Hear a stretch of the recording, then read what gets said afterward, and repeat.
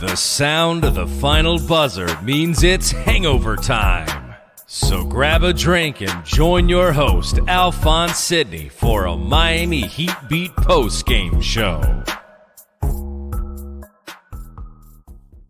4 straight wins, baby. Listen, you ain't gonna hear me be too negative tonight. Like, I've been negative during wins. I've been positive during losses. I've been all over the place, right? Which our special guest tonight, Rohan Nadkarni of Sports Illustrated. I think I said his last name wrong. I knew I was going to do that. Loves to watch me on Twitter go through my emotional roller coaster. But tonight, man, I'm happy. I mean, you saw Jimmy Butler go out there and give you a triple-double, gave you superstar effort, superstar minutes. You saw Max Strus go crazy. Max Strus with 21 points, clutch threes, clutch plays. You saw the guys, I mean, after an entire game of, not doing anything on the offensive boards, get a bunch of offensive rebounds right when it really mattered. And the defense, absolutely amazing in the second half. The Rockets made a little run, and you saw, the home team's going to make a run, and you saw the Heat hold steady and close out a really good win. Like, I'm excited about tonight. This is a really good win on the road against not a great team, but listen, you're on the road. You're missing 3 of your best guards. I mean, come on. Like, you can't be mad at this. So go ahead, bring me out, Brass, and let's introduce the esteemed panel for the night. First, I'm going to start with Rohan. I usually leave the guest for last. Rohan, what's going on, my man? Like, you're always in the chat. You're always supporting. Everybody's like, you got to get Rohan on. It's going to be so much fun. You're finally here. What are you drinking tonight, and how's it going? Okay, first of all, thank you guys so much for having me. Why is the production value on this show so good? There's like a down, and there's going to be photoshops. Like, how much money are you guys spending on this? I'm impressed. I see the rest of you have gotten haircuts since the last time we've spoken. I have not. Also, Alf, you killed the pronunciation before I got on, and then now that I'm here, I don't know if you're getting nervous, but it's Rohan, dude. And I know you know that. I started saying Rohan, didn't I? Like Rohan Marley. I know you know that, but it's all good. Anyway, it's nice to see all of you. It's great. Are you drinking tonight, or it's not? It's a Thursday night. No, I got this Philly Portland game on, so I might imbibe later. It might not necessarily be alcohol. I'm here in California.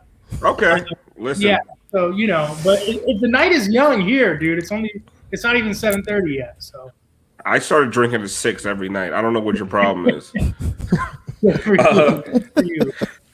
Okay, I'm gonna get at Rohan. Someone's saying Alpha is a Chief Strus hater. Dude, I've been on the Strus caboose all year long. Like, come on. Quick, huh? That was that preseason game where you were shitting on him. After that, we've been cool. Listen, yeah, I've been all over the Strus caboose. Pause. Oh. My Tiffany. dog. By the way. Can't say that. Tiffany, my right hand. What's going on tonight? What are you drinking?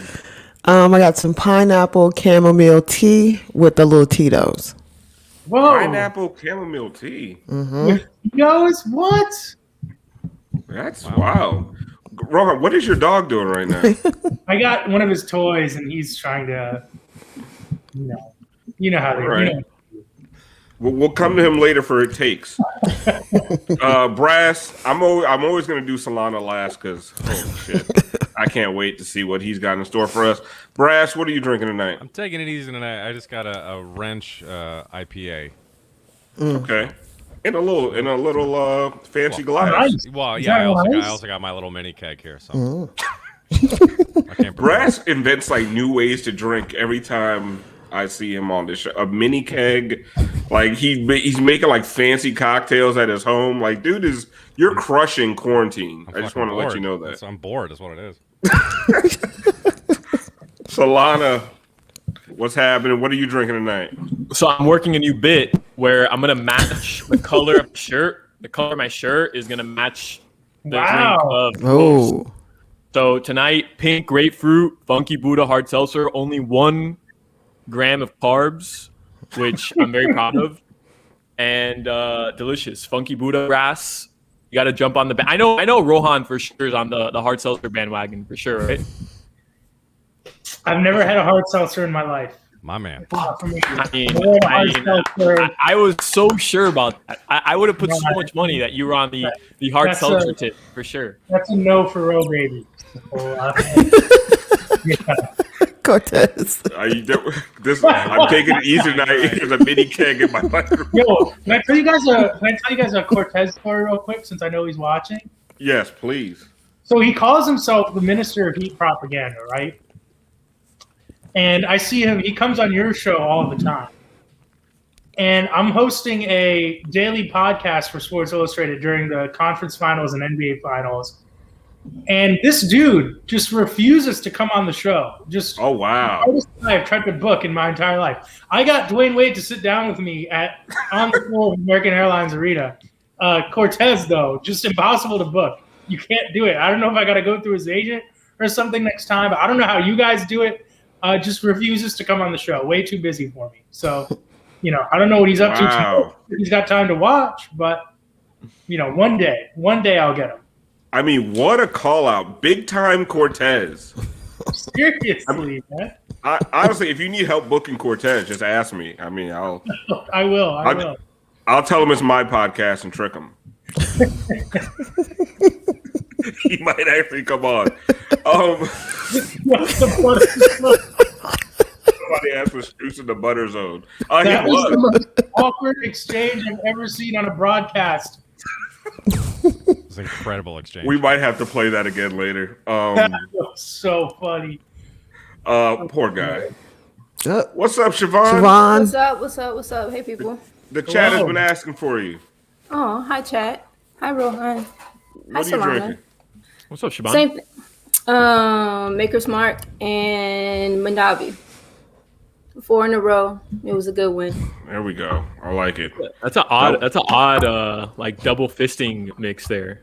That's my thing. Coming from the guy that drinks Siobhan, don't explain yourself. Oh yeah.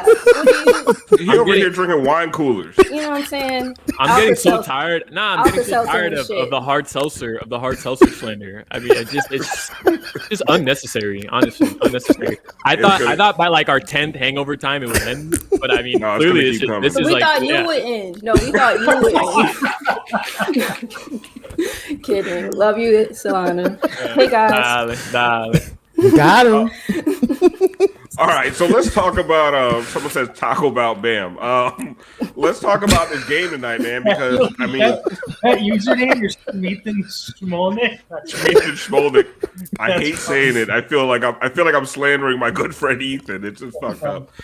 But Rohan, I mean, of all the things tonight, we got Jimmy Butler triple double. The Struce is loose. Max Struce giving you quality minutes when you're down your entire bench rotation of guards. There's one point in the second quarter or first quarter, I was pissed off, and like Jimmy's out there with Gabe Vincent, Precious Achiuwa, Max Struce, and Andre Iguodala, and I was like, what am I mad about? Like, I have to ask myself that question a lot. What am I mad about? But you have that, and then you also have the Heat defense, 10 points allowed in the third quarter. Like, of all these things, like, what stood out to you the most? I think what stood out to me was not just the numbers that Jimmy put up, but he seemed to be in control of the game whenever he was on the floor. And I was always a Jimmy Butler fan. Like, I like watching him play. I like what he's about. I think he's a fun dude. And I think even last year there were times, even during the playoffs, there were times where it felt like Jimmy is not taking control in a way we'd all want him to right now.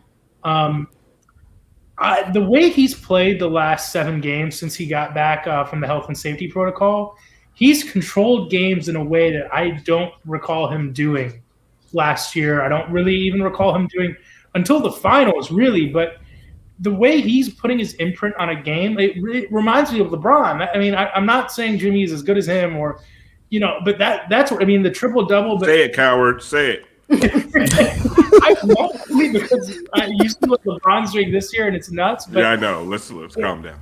It's not even because even like my favorite Heat season of all time remains 08-09 Wade. Like that was awesome. That was so much fun. And even it was like the scoring was incredible, the defense was incredible, the highlights were incredible. but I don't think he could kind of command the flow of a game the way Jimmy does. And that's, I think, that's what stood out to me tonight and what's been fun to watch the last couple weeks. Yeah, Tiff, I think Rohan is making I said it right this time. Rohan is making a fantastic point that, with 5 minutes left, there was a time during this season with 5 minutes left, like, well, there goes the game. Like, you could have a 12-point lead with 5 minutes left, and you're like, well, that's not big enough. We're going to lose. But since Jimmy's come back, you feel like when it's 5 minutes left, the Heat, whether they're tied, down a little bit, up a little bit, you feel like that calming presence is here. Even when he's not scoring, like he didn't do great. He wasn't great in the last 5 minutes last game, but he's there. He's shooting the gap, getting steals, diving on the floor. Like you have your leader out there in crunch time, and I think it's making a difference. Right. I think last season, in the beginning, he was fitting in.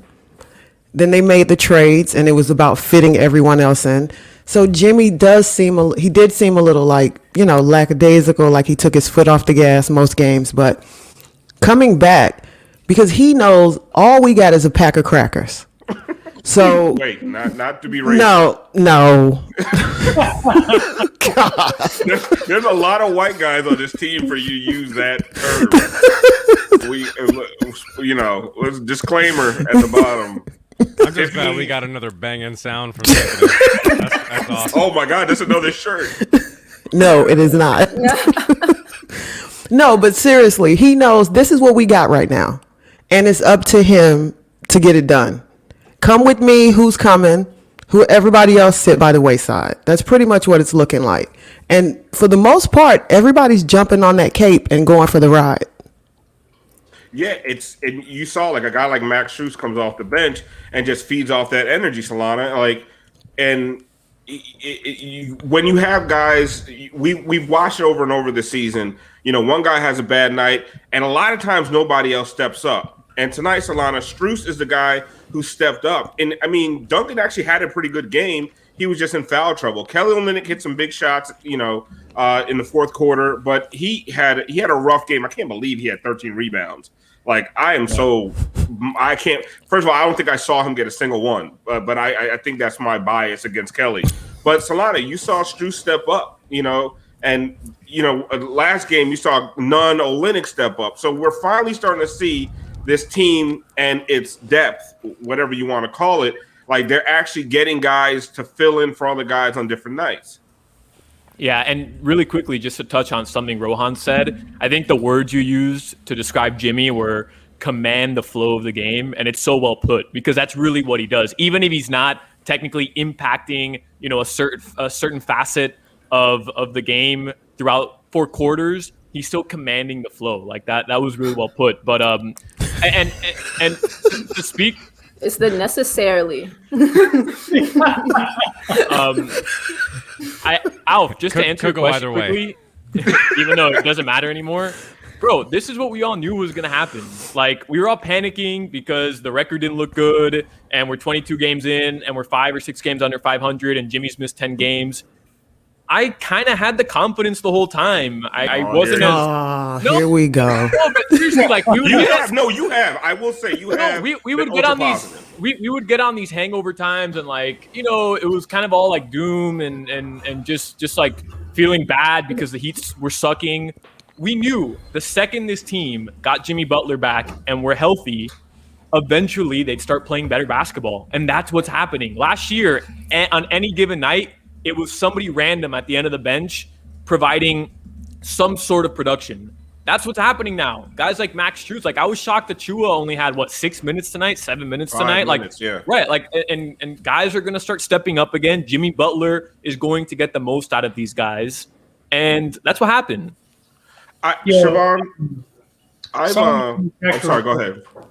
Do you guys think I don't know how to do this, but I want you guys to tell me if you also think Solana looks like this dude with a YouTube cooking channel? Oh my god! Send everybody there. On my What's his name? His name's Ethan. Hold on. If I hold this up, can you guys see it? Yes. Oh, that's wait. What's this guy's name? Right. Ethan Chablowski. What? Say it again. Ethan, and then his last name Chablowski. is Chablowski. CHLEBO. Uh-oh. Brass is on it. He's on it. He disappears. Like he Doctor Strange like portals out. And he's like, Rohan, man, when you he's ask why a the good-looking production dude. is He's a black. good-looking dude. no shade. I just was like, I was like, wait, I've seen this man before. I saw this man before cooking. Solana kind of looks like one of those bartenders at one of those super fancy bars. Supercuts. Yeah, definitely. Yeah, like where like I thought for sure. I thought for sure an insurrection joke was coming. Like I was totally. I was going prepared to for do the it. insurrection joke. No. I stayed away from the low hanging fruit. You just look like a bartender, like one of those bars where all the tables are like those farm tables, like Yeah. made of like recycled wood, Yeah, for sure. and like you're rubbing orange peels along the rim of the glass. Nobody slices an orange peel better than me because I know the exact amount that I have to like. Yeah. And you're muddling the shit out of everything. Like, Yeah. I'm over here like, just give me my fucking Crown and ginger. Like, what are you doing? But then in real life, I'm drinking hard seltzers. So, Exactly.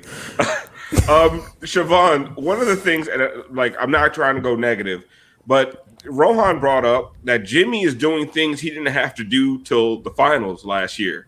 Yes. And it's February against, a sub 500 team. And that's where I worry. Like, I'm glad he's doing it. Like, he figured out, you can tell there's points in the game where he's like, all right, you some bitches ain't doing shit. Yeah. Let me go put my head down, get to the basket, get to the line, do something.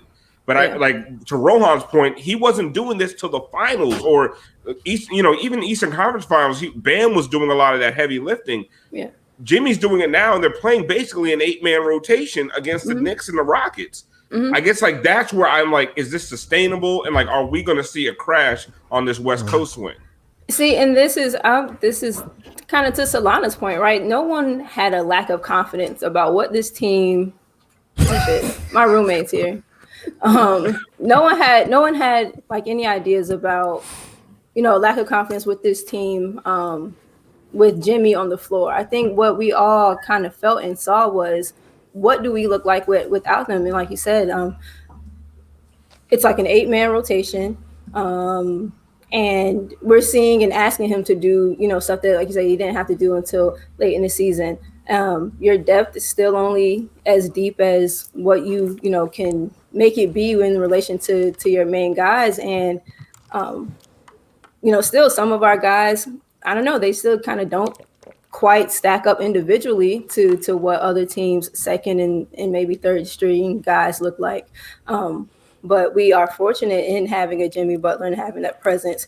He's a maestro. Like, he conducts the offense at the exact tempo that he wants it to go. We need a bucket. He doesn't feel like getting all the way to the basket. He'll get you a way to get a foul to get a bucket instead of like he's picking his spots and doing the things to control tempo and to mitigate what he does or doesn't have to his left and right. And I think when you look at this Heat team, there are other teams where you got guys coming off the bench that would be the 6th, 7th man on this team. And one of the things in the bubble last year, like Rohan brought up, it's like when people say Kamala Harris, I get pissed off, but I'm over here saying Rohan over and over again. But one of the things that happened in the bubble last year, the Heat were fully healthy, and the Heat fully healthy can hang with anybody, right? Definitely. But Rohan, go ahead. They're calling, it came out again today that a Western Conference exec said the Heat season was a fluke last year. And you see more of the national picture than we do. Like, I know me personally, I'm kind of in my, tunnel vision on the Heat. Like, is that a pervasive vision through a pervasive view around the league, or is that just, some haters here and there? I think it's like people are misusing the term fluke. I think that there's obviously a uniqueness to what the Heat did in the bubble, right? I'm not saying that the Heat would let's say last year was a normal year, right? And the Heat have to go play Milwaukee on the road in the second round. In that second game, let's say even the Heat win the first game of that series, the second game, the Bucks fans are going nuts. Do the Heat still go up 2-0 in that series? Maybe not. But do I think that makes the bubble a fluke? Not really. I look at the bubble as like, when you take away all the variables and it's just about basketball, well, who's the best team? And, the Heat, I think, proved like, okay, like on a neutral court, like forget the fans, the travel, everything. Like we have a really good squad. I think that like people aren't recognizing what the bubble really was. Now, granted, like that doesn't take into account like mental health things people are going through and kind of all the intangibles that are impossible to weigh in that scenario. But like for me, I've always looked at it as like, were the Heat lucky that it was in the bubble? Yes, but not because it made it easier for them, but because it kind of like brought out like the teams that were good at playing basketball, if that makes sense. So I don't know that look at it as like a fluke. I will say that like nationally, I don't think anyone looks at the Heat as a finals contender right now. And I do think a lot of people also nationally weren't as maybe worried as we were, kind of swinging game to game with the results. I think people were patient about waiting for Jimmy to come back. At the same time, like the class of the conference right now is Milwaukee, Brooklyn, Philadelphia, and Boston. I think the Heat are definitely a tier behind those teams at the moment. So, I think that's kind of the sense from a big picture perspective. But yeah, to me, like people are putting the bubble in the wrong context. It wasn't so much that it made it easy for a team like Miami. It took away all the variables and said, all right, this is what happens like when it's all about basketball. Yeah, I don't basketball, about coaching. Yeah, I don't look at it as a fluke at all, but I do look at it as the perfect scenario. It's the perfect conditions. And there's nothing wrong with that, by the way. Absolutely like the Heat strive on togetherness. This year, a lack of connectedness has hurt them. It's impeded their ability to work together and be good. It's like it was a perfect situation. They were being shat on for having good team chemistry and for being in shape and for like not being distracted and like unfair. No, that's unfair. Unfair. Yeah, it made no sense.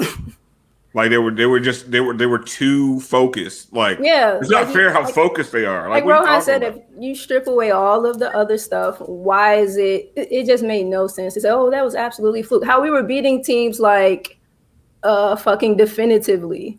Yeah, it wasn't like we're like lucky last second heats and shit. Like they were just beating the dog shit. They beat the dog shit out the Bucks. Like 3 straight 7-game series or something. No. Yeah, no. And then people are like, oh, they got mollywopped by the Lakers.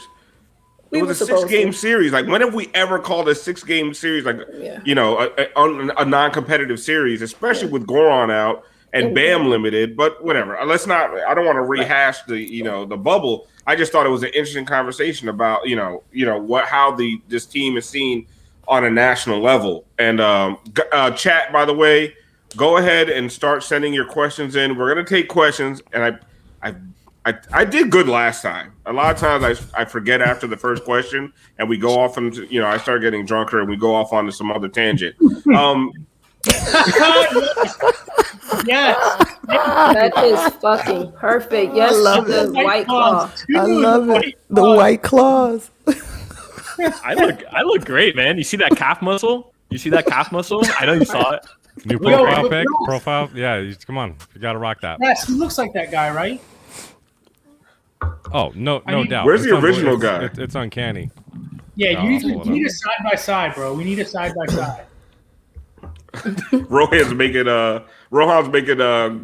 Photoshop requests live. Yeah, I'm really sorry. Rohan, really next time you're in Miami, maybe we catch a Heat game and I cook you dinner. Just let me know, man. I mean, I'm down. Yeah, oh my god. Oh, that's the original guy. I want to say he has a more punchable face than me, but I don't know if I'd be telling the truth, honestly. Okay, but I'm not crazy, right? There's something there. No, it's there. Yeah. Rohan, you've gone through a little transformation. Where's this going? Okay. Oh wow, we're bringing up old school. Okay. And look at you now, though. Oh, super impressive. Yeah. There we go. All right. Can you please, please put that on my Hinge profile if you don't mind. Oh yeah, but you got some competition though. I just want to let you know because no glasses. Look out. We should take the shirts off right now. Oh, that's a terrible idea. No.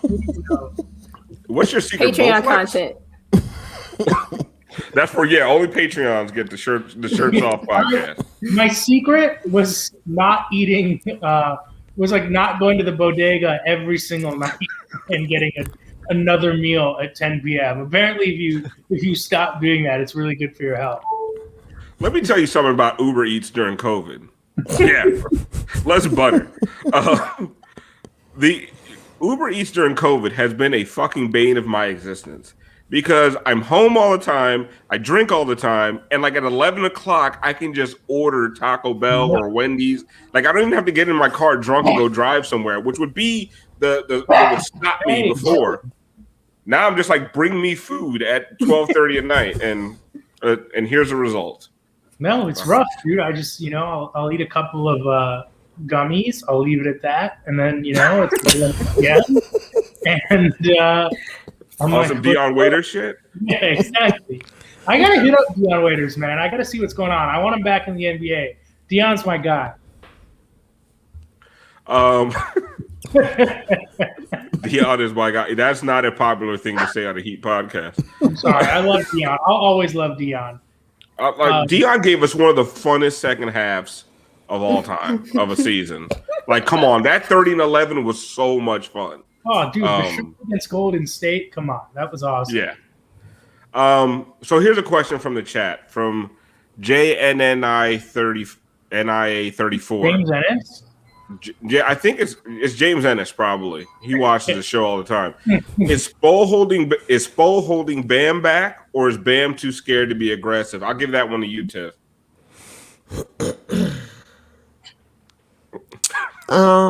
Try not to be negative. She's like, I don't want to be negative after a win.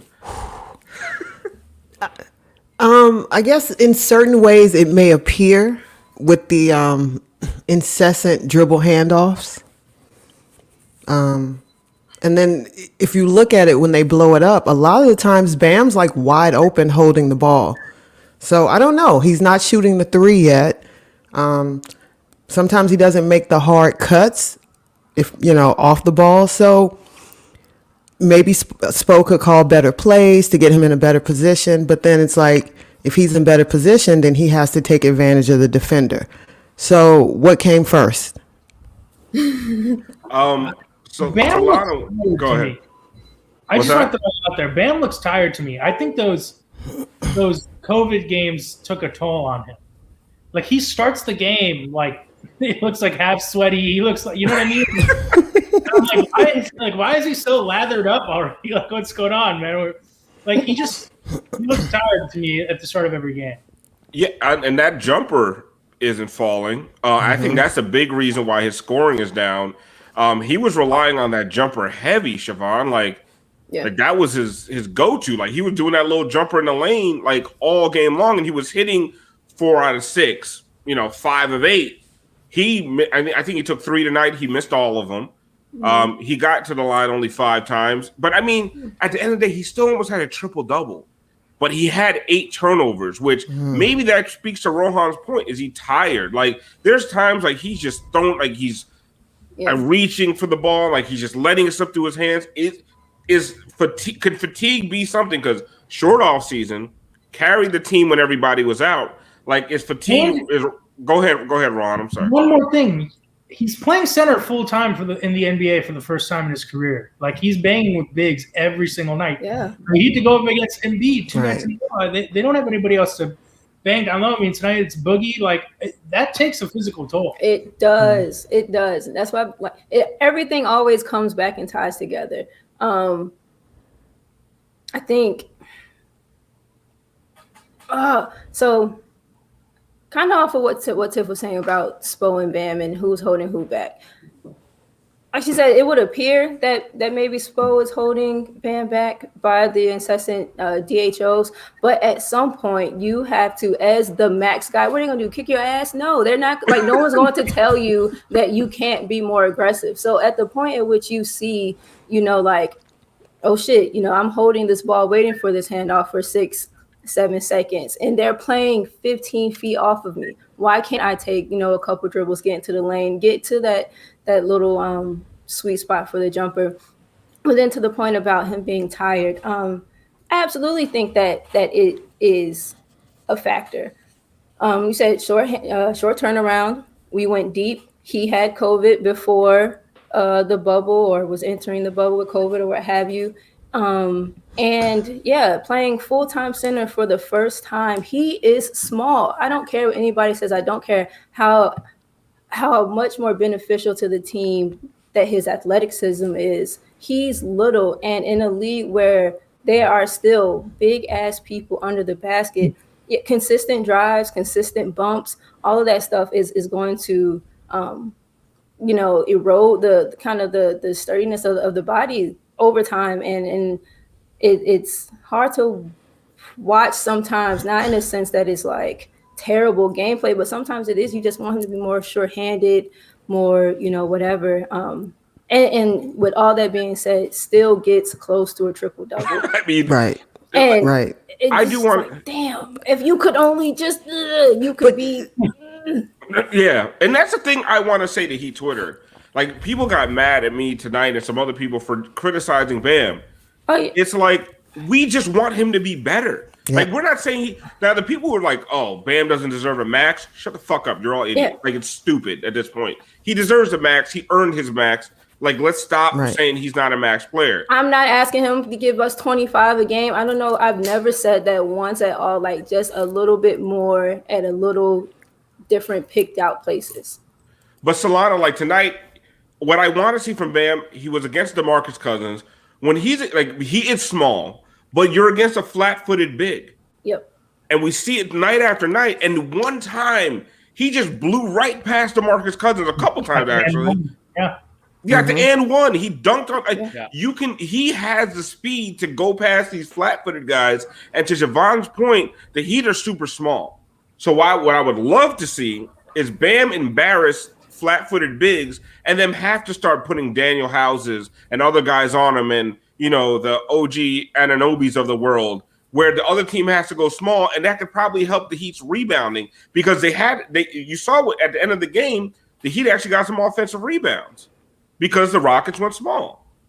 We've seen Bam play at a specific level, and we know he can play at that level every night. So when he doesn't, it's fine. It's fine for Alf to get on Twitter and criticize him a little. Like, it's fine. It's not. He's a max player. He's going to get criticized when the Heat need wins, and he's not playing at the level we know he can play at.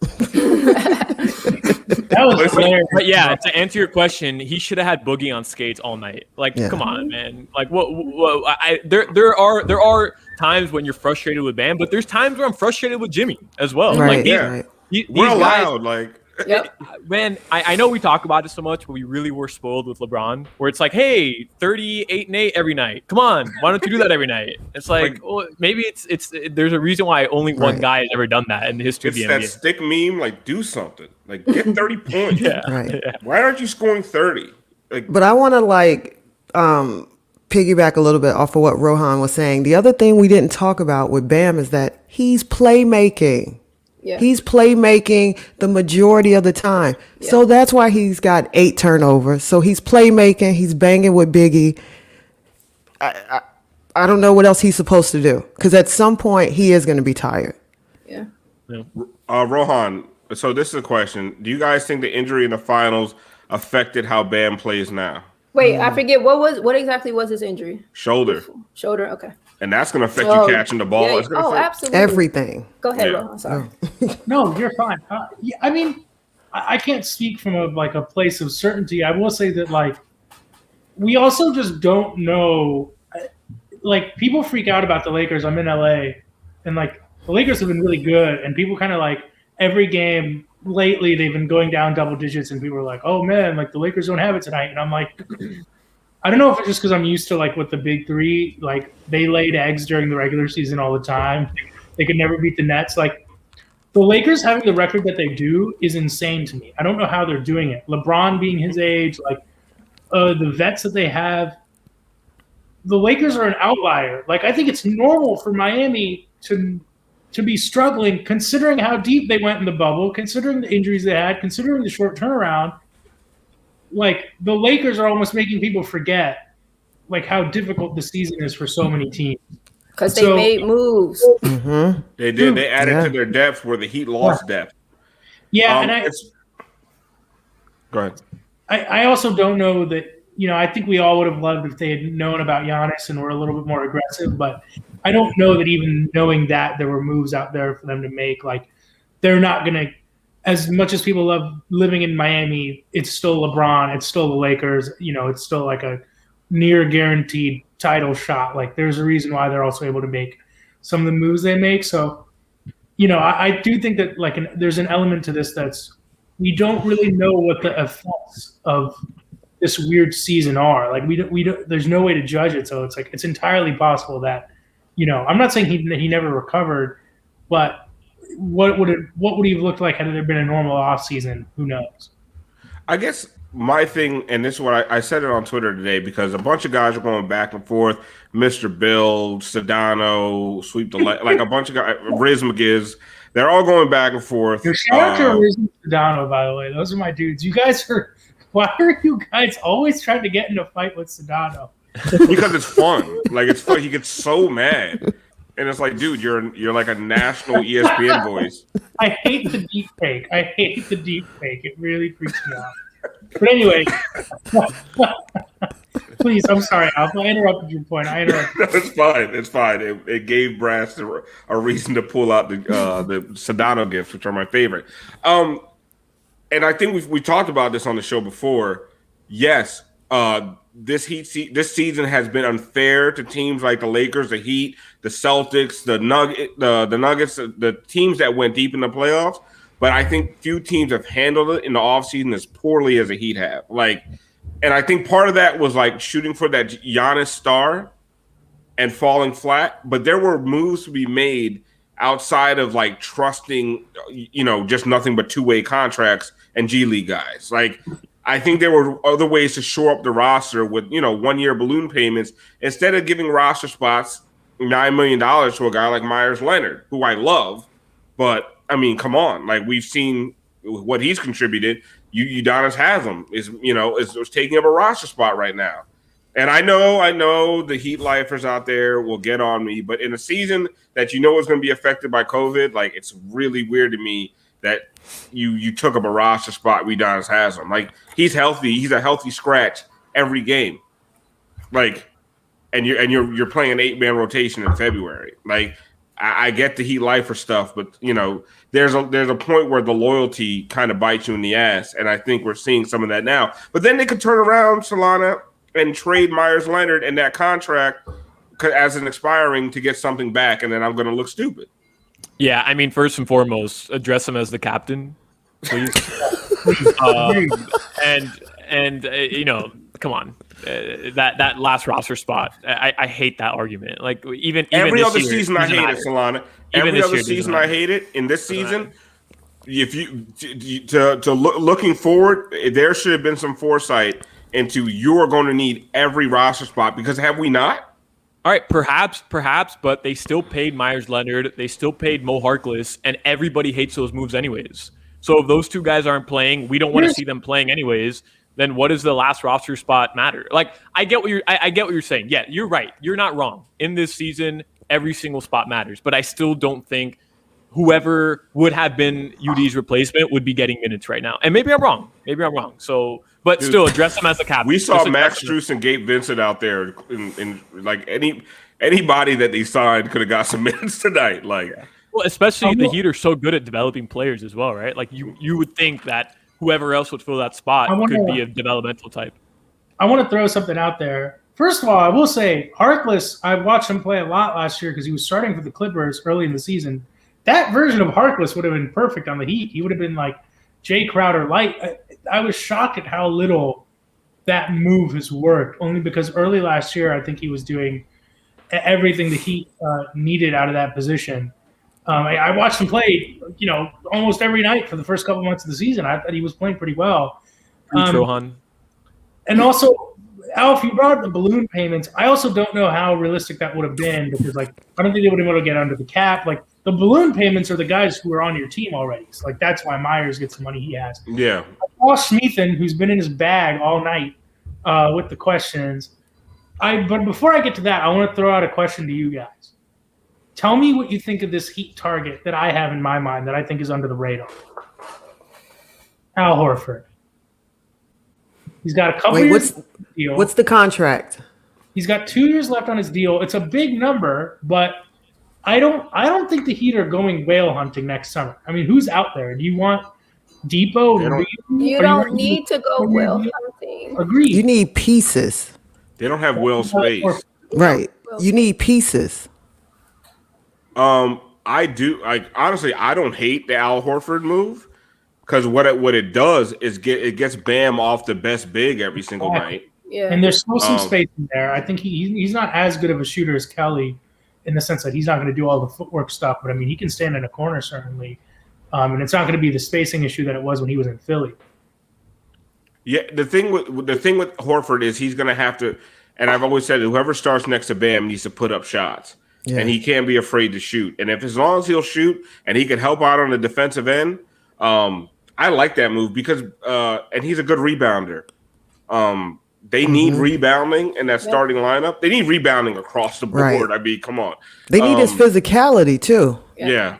I don't hate that move, but I don't know if there's anything out there. I don't know that the Thunder are looking to move him. I mean, the Thunder have not been awful, but the way I look at it is he's got 2 years left. He can send them some expirings, maybe a couple second rounders or something like that. I wonder if Presti would go for it.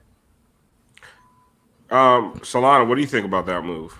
I always felt culture had Horford had a little culture in him. Honestly, he just feels like that guy that'll buy into the system. Remember Luol Deng came to the Heat and Bosch went down with the blood clots. We always kind of liked Luol, but we weren't sure about the fit. Oh my God. Spo reinvented the offense around Luol Deng. It felt like. And one of my biggest what ifs as a Heat fan is if they had a lineup of Wade, Dragic, Deng, Bosch, and Joe Johnson. Did I name healthy? There's a lot of what ifs from the last two Bosch years. Yeah. Because remember when Hassan was playing out of his mind. Yeah. Right. But then Rohan, we wouldn't have gotten Amari Stoudemire starting for 8 minutes a game. So I don't know. We have to. He was so good in that starting lineup though. Man. Bosch or 5 minutes of Amari Stoudemire starting the game and then never getting back in the game the rest of the game. Hassan was really good in that Charlotte series. Then he got hurt against Toronto, but I don't think he was in a great matchup. They were getting killed by Biyombo. Oh my God! Yes. Yeah. If they had that, remember Justice started at the 5 in Game 7, and then he didn't play Game 6. Right? One of the games, yeah. He didn't. Yeah. Didn't Biyombo get $50 million from the Magic that offseason? I think something like that, something crazy like. He got paid from that series, but and then Valanciunas got hurt. Yeah, that's right. One, right? I mean, it was really early. Did they get hurt the same game? Something like that. But man, if they had Deng, I know people didn't like Joe Johnson. He was really good that year, even though he had a tough series. But Joe Johnson was a year after, right? No. He was in that year they went to 7 against Toronto. Okay, all right. Yeah, I'm misremembering. Yeah, we signed him expiring, right? He was, or not expiring. I'm sorry. Got bought out. We signed him, and literally that night, Spo was like, "Yeah, you're starting. Go. You're in. You're starting." Bro, he was hitting everything, man. Until the Raptor series. Yeah, then everyone really fell good, off a fucking cliff. Really good. Yeah. They keep showing this replay of Max Strus yamming on Wall. I did not. God. I thought Strus was a little. He needs to be a little bit more shy in transition, especially Strus, Vincent. Those guys are they're gunning. They're shooting. They're getting their shots up. I will say I'm happy that someone puts their head down in transition and gets to the rack, because I feel like the rest of the team, looks for a trail 3-point shooter every single time, and it ends up being like Kelly shooting off of 1 foot, like he's Dirk Nowitzki, 4 feet from the 3-point line. Which is like Kelly made like an off balance corner 3 today, and I'm like, gee, I almost don't want him to make those, so he'll fucking stop shooting them. Like, he keeps shooting those because he keeps making them. It's like, stop. Oh, my God. He drives me. Honestly, I'm not going to say it. He didn't have a great game tonight, but I can't believe he had 13 boards. So I'm going to shut up about Kelly, man. Nobody backed me up there. Well, but Rohan, can you answer that? I'm really curious what you think about what we should do with Duncan. Oh, that's a good question. That's a really good question. So me and the homie, David Ramil, were actually talking about this, I think, last week. David Ramil from Locked On Heat. Shout out. Shout out to David, man. Such a good dude. Who's like a more valuable asset? Duncan. That was Ramil looking through the blinds, by the way. Here's what I'll say about Duncan that I think gets lost about him is like, people just look at what did he shoot from 3 tonight and say, did he have a bad game or a good game? But, like, the offense doesn't really work without Duncan on the floor. Like, last year, Jimmy and Bam were not good when Duncan didn't play. Like, the offense was terrible when Duncan wasn't on the floor last season. I haven't looked at the numbers this year just because it's been a really small sample size, but I'm willing to bet by the end of the year it'll be something similar. Okay, Miami Heaters. I think Duncan knows how to shoot. I don't think that's the issue. I put that up there. I'm like, I love the fact that people are telling Duncan how to shoot. Yeah. I love it. Yeah, it's tough. I think that you keep him because I think you can always move him. There's always going to be value in someone who can shoot like that. I know that's the trap they fell into with Hassan, right? It's like, don't lose the asset. But his shooting, I think, helps the offense so much. It helps Jimmy so much. I mean, Jimmy – okay, I'll tell you guys a story. So when I was talking to Jimmy for my story I wrote last December, at the end, he was like, I'm telling you, man, I got something up my sleeve. And I was like, I kind of expecting you to come back shooting threes like Steph this season. And he's like, just wait. And he's hit 2 threes all year, all right? Like Steph almost at the game. Their 2 best players, Jimmy and Bam, are not really threats shooting yet. I mean, even if Bam's mid-range is going, he's not getting the respect. It's going to take a couple seasons of him hitting that shot before he's actually respected as a shooter. So I think Duncan is more important than most people. And that's one thing I always put out there as a caveat, because I always say this: the offense runs on Duncan. But like, they need Duncan Robinson is the best net. I think he has the best net rating on the team. Like tonight, he had the highest. I think he had the highest on-off numbers on the team tonight. The highest plus minus. The offense, whether he is shooting or not, with him just running around there and the gravity that he creates, like, it just makes the offense better. But I think, and what we keep talking about, Tiff, is does that, when other guys are off and he's literally like your 4th or 5th best player and he might command $18 to $20 million next year, does it make sense to keep him and then let him go for nothing? Because I don't think the Heat are going to pay him that, even though they might, because they have his bird rights. But with the way Carnival Cruises are looking, I don't know if Mickey paying the tax, to be honest with you. So you let him go for nothing, or do you move him as a trade chip? I think that is the question that we ask on this show. We don't just slander Duncan Robinson. Right. Real quick. Sorry, Tiff. I'll just go real quick. Okay. His as a trade chip, his contract is so low that it also makes him a worse trade chip in some ways. Like, you can't trade him for an equivalent player because he's not making a lot of money. But I'm sorry, Tiff, go ahead. But I think that's where you attach him to Andre Iguodala or Kelly Olynyk or Myers Leonard, and you make something match because they want Duncan, and then you can get all, you send Myers to make something match. The thing is, like, I love every trade scenario from Heat Twitter is Kelly Olynyk and Kendrick Nunn plus a 2nd-round pick for Giannis Antetokounmpo. Like, you have to give up something. Like, But go ahead, Tim. I think even just like with all of that aside, like the question, honestly, I'm starting to think about is, are we willing to also think Spo is going to work up a different offense? Because when Duncan isn't hitting or getting open, we're dead in the water. But yet we keep forcing that dribble handoff and it doesn't work. So that means there needs to be different schemes if you plan on keeping this guy. I think the reliance on Duncan is, I think that affects some of those on-off numbers, Solana. Like, I really do. Like, you and these numbers. I know. Listen. You guys I'm messing with you. I'm messing with you.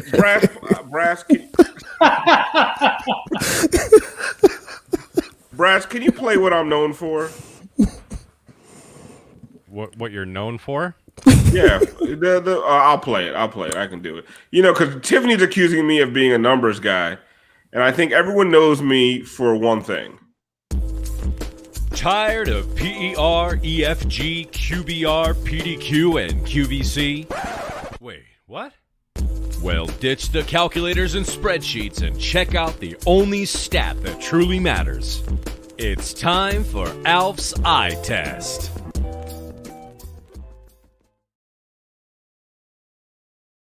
I am the eye test guy, okay? Like, so don't accuse me, but there is something to be said about the numbers. This team is better when Duncan Robinson plays. They are that, but when he plays and he plays efficiently. No, even when he's bad, even the games he's terrible, they are still better when he's defensively. They're flat, whether he's on the floor or not. Like, they're not better defensively when he leaves the floor. And I think a lot of Heat fans think that as soon as Duncan Robinson leaves the floor, the defense goes through the roof because he's such a bad defender, which he's not. He's actually a really good help defender. He's not a great on-ball defender, but he's one of the few guys that can actually stay in front of somebody.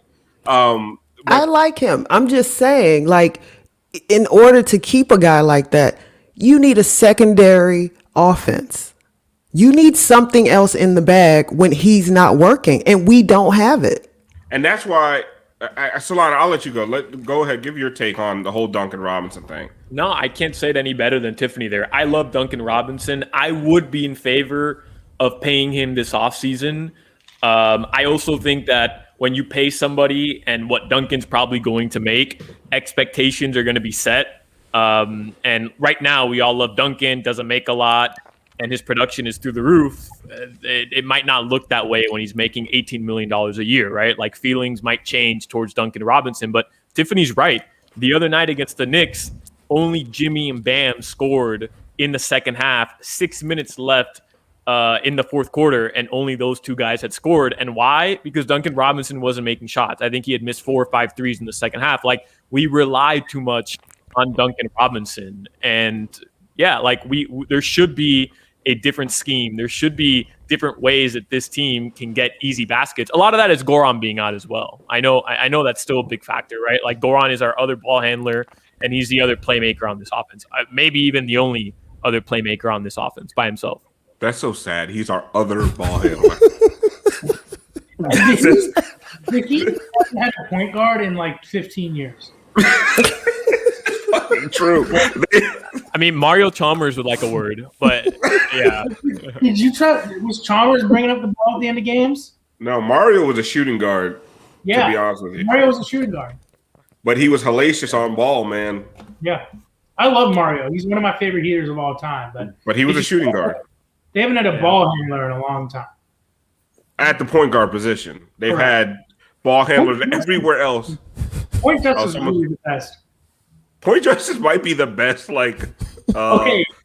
creating point guard we've had, which is when he played point guard in that Clippers game where they had 7 players and they won, and Spo was going zone for the first time a few years ago. I was fully in on Justice. I still believe he's going to be a great pro. I still believe that if he ever gets healthy.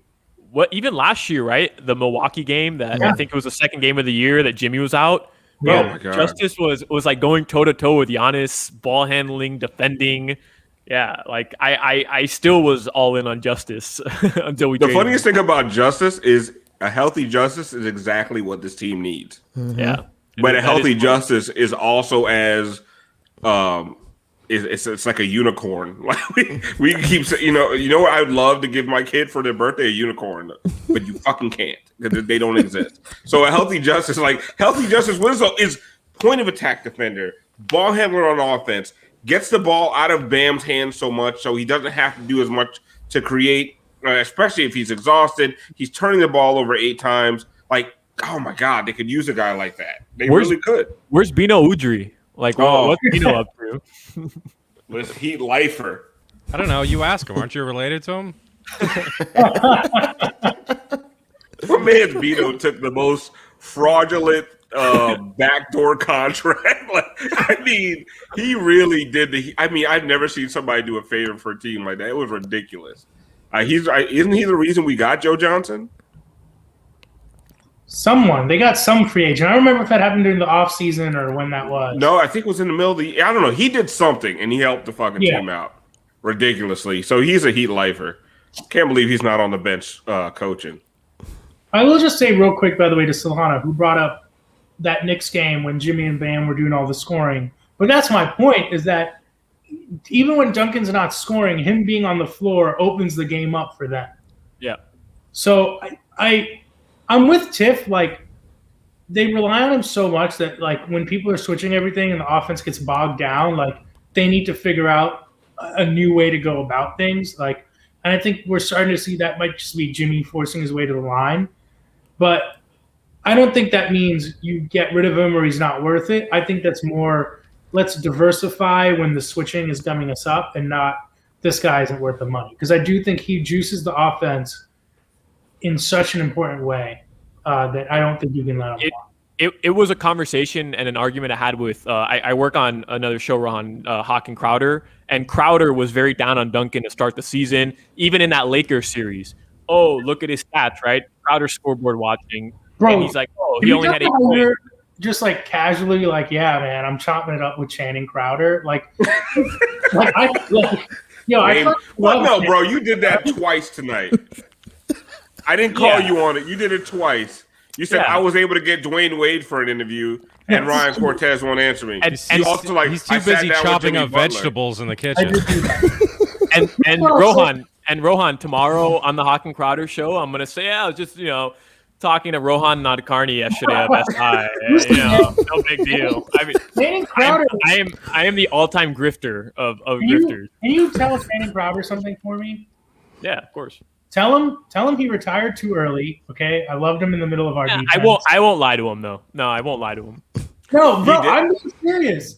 He retired too early, and I have very fond memories of him picking off Tom Brady once at like the end of a game to seal a victory. Yes. Yeah, we play that highlight all the time. Bro, yeah. I'm a huge Channing Crowder fan. I'm not fucking around.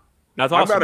I'm not a Dolphins fan, but man, he could quarterback a defense. Yeah. Like he wasn't in on every play. Like, I mean, he was always like the 4th guy to get there on a game tackle. But I mean, like, honestly, I don't know how this turned into Dolphins talk, but I would watch Crowder. Like, he'd call everything out before it happened. Like, he was honest. Like, and I listened to him talk about football, and he talks about it in a way that, like, I can understand, because I think a lot of people think they know football, and we have no fucking idea what we're looking at. Yeah, he'd be the second best point guard on this team.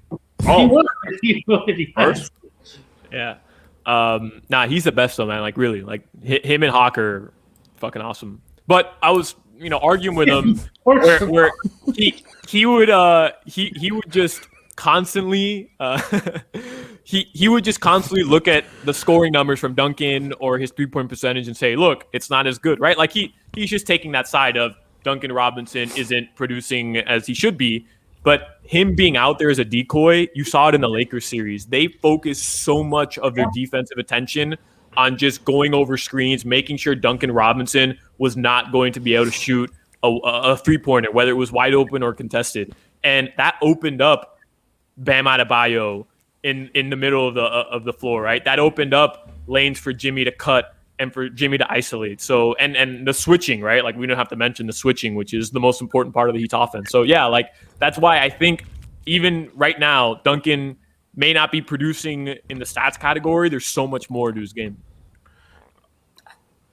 Okay, yeah, because honestly, I keep going to look at Siobhan and her mic is muted. Oh no, she's it was on. only muted because my headphones died, so I didn't want the feedback. Oh, okay. I'm like, oh, she's not. I'm saying all of this in the chat. Y'all don't look at the chat. I'm like, Siobhan's drunk. No, I'm not even. No, I think like no one is discounting or discrediting what Duncan's skill set is. The issue becomes when you build your entire offense around one guy with one really prominent skill in his bag. And so that's when things get stagnant. And then you just, the offense stops when he's not on the floor because the offense is built around him. There's no other like weak side action happening. If it's not Jimmy getting to the basket, like you said, that might just be, our plan B. That can't be your only plan B. Jimmy subjecting himself to getting bullied every time he goes to the cup. And so, the offense comes to a halt or comes to a slow when he's not there because he is the offense. And so it is a bit more imperative on Spo to figure out how to, while still maximizing his skill set, not make that be, what it is that this team dies on. And so with that being said, if there is a way you keep him and then you diversify your offensive repertoire as a team, or you move off of him and look for the closest facsimile, but then you will still end up having to rework your offense. Whether he's here or not, there has to be an addition to a reworking, a re-envisioning of the offense because it is being so keyed on whether he's scoring or he's just there for gravity purposes. Rohan, to me, it's not even about a re-envisioning of the offense, which needs to happen. You need another guy. Yes, that's a re-envision. That is. That is. You need another guy who can do the things that Jimmy and Goran do because. Like you're relying a lot on one guy who gets injured a lot and one guy who's old as shit. Like he's not even. He's got extra years on him. Like from just first of all, he's like from a war torn country. Like he's tired from that. Like he grew up in like the Eastern Bloc in Europe. Like there's a lot of things. He's been through civil wars, and then like he's played in like a lot of like global leagues and shit. Like he's tired. Like the poor guy has more grades in it like than I've ever seen. Like you're relying a lot on those two guys, and like when they're not at their peak, this team doesn't have anyone else. Like you're looking at Kendrick Nunn, like do something. Yep. I agree. It's tough. I'm with you that we talked about this a lot earlier, but it is a little disconcerting how much they relied on Jimmy to be finals Jimmy this early in the year. What are the effects that's going to have? We talked about Bam being tired. That was why, even though I thought he was a turnover machine, I understood starting Hero because it's like, what if we can get him going, get him comfortable? Like, I think in an ideal scenario for the Heat, he's that third guy. He's that creator. I mean, he's had some big games. I think I'm probably not as high on Hero as, it's funny when I talk to other people, actually, like the people are really high on Hero. I like him. He's obviously a good player. He's someone who is, I think, a more interesting case than Duncan because Hero on an open market will probably get, I'm assuming that's Cody's kid. Tell Cody I'll put on to Greg Cody, all right? I don't recognize the OG Greg Cody, all right? Greg Cody's my dude. I'm not joking. I was a Miami Herald intern, and I sat next to Greg Cody at a Marlins game. One of my all-time favorite people. That's the real Cody. All right. What's Cody's name? Shade. What's Cody's kid's name? Chris. Yeah. You're Chris. What's Cody's kid's name? He ain't never coming back on here. You better come back here to address Rohan. He ain't never coming back. I might send him a link right now. Yeah. But anyway, I think they hope that Hero can blossom into that guy. But Hero is someone who I'm more curious what they do with long term because he is going to get more money than Duncan on an open market. And that's when it becomes interesting because it's like, do you want to play Tyler and Duncan together forever? I don't think so. So like that to me is like a more interesting long-term dilemma. But I do think that they have hopes that Hero can kind of turn into a third guy for them. Ryan said this is why he doesn't go on Rohan's pod. I mean, the shade thrown at Chris Cody I'm just trying to throw out some respect for the OG, like a Herald OG, man, who's been doing it all our lives, man. That's I'm a little upset that we've been positive as shit all night, and Cody comes in at an hour deep into the show and starts calling us negative. Like, that's not this post-game show. Love you, Cody. You can find that if you want, but it ain't this one. You're welcome back anytime, Cody. We won't keep you hostage. Yo, Chris. Last time Cody came on, it was for 2 hours on a Saturday night. It was 5 hours. It was messy.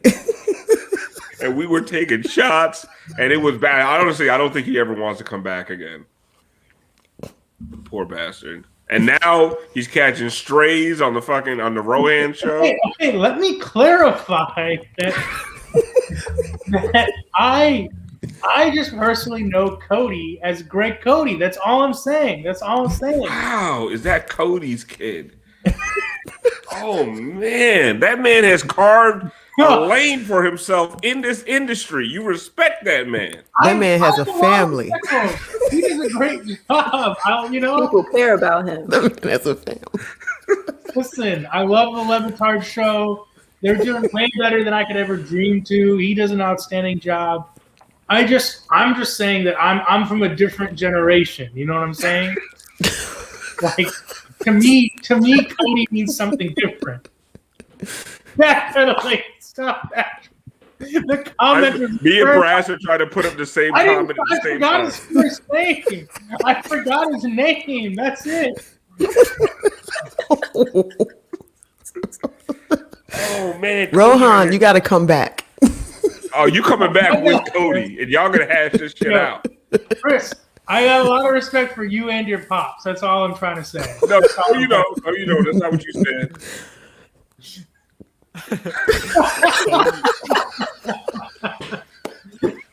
Oh, Cody said you're 36.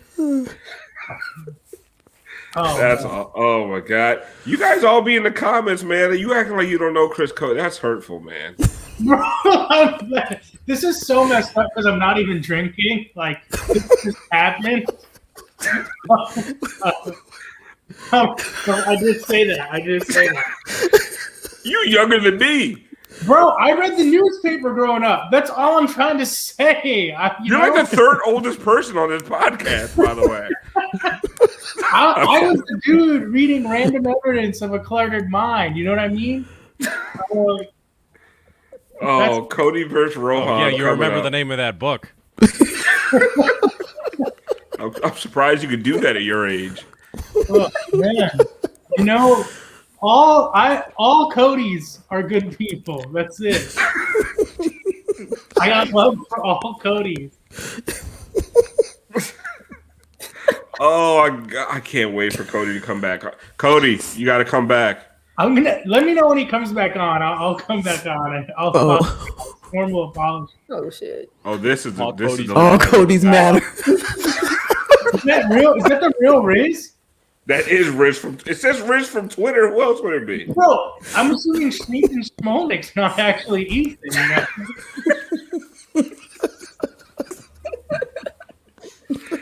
Oh, talk about Cody's.